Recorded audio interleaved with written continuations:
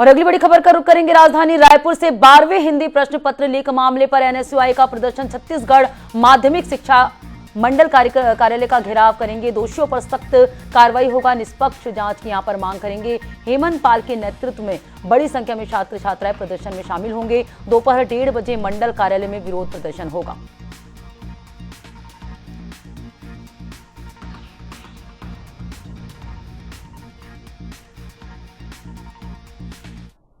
साल भर दिन रात मेहनत करके परीक्षा देते हैं, लेकिन वही प्रश्न पत्र कक्षा 12वीं का एक दिन पहले वायरल हो जाता है। 14 मार्च को कक्षा 12वीं का माध्यमिक शिक्षा मंडल द्वारा पेपर लिया गया।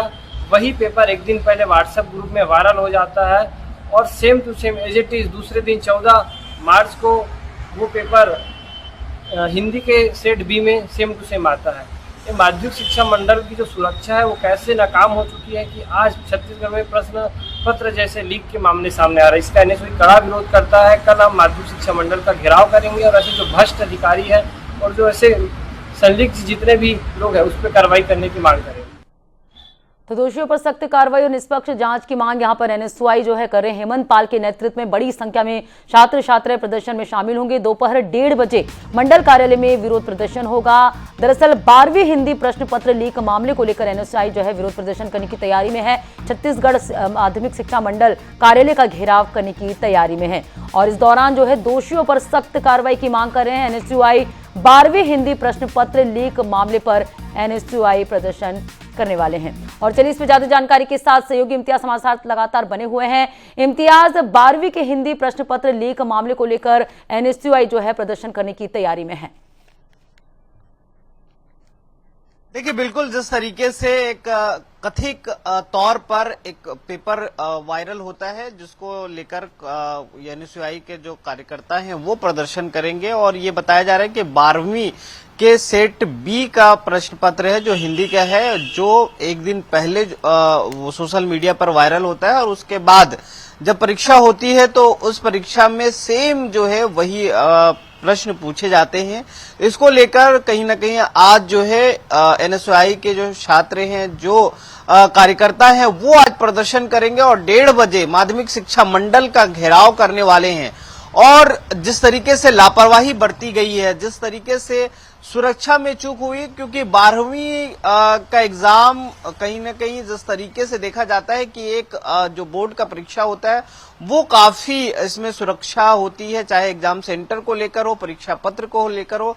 परीक्षा पत्र जहां जांच होती है वहां भी जो है सुरक्षा का लिहाज रखा जाता है और किसी तरीके से लीक ना हो इसका भी विशेष ध्यान दिया जाता है।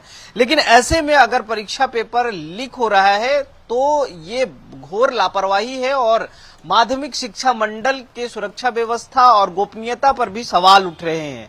इसको लेकर आज प्रदर्शन किया जाएगा और कहीं ना कहीं जिस तरीके से इस मामले पर चाहे सचिव हो या फिर जो माध्यमिक शिक्षा मंडल के अध्यक्ष हैं वो भी मौन है, उनका अभी तक कोई रिएक्शन नहीं आया है, तो इससे साफ जाहिर होता है कि ये मामला जो है कहीं ना कहीं लीक हुआ है जिसके चलते चुप्पी साधे हुए। लेकिन आज एनएसयूआई इसको लेकर प्रदर्शन कर रही है और आगे देखने वाली बात ये भी होगा कि क्या ये पेपर रद्द किया जाता है, क्योंकि अगर पेपर लीक होता है तो सारे जो लोग हैं, जो सेटिंग बाज हैं, उनके पास पेपर पहुंच गया होगा, लेकिन जो अच्छे स्टूडेंट हैं, जो मेहनत करते हैं, उन तक अगर नहीं पहुंचता है पेपर तो कहीं ना कहीं उनके साथ बेईमानी होगी।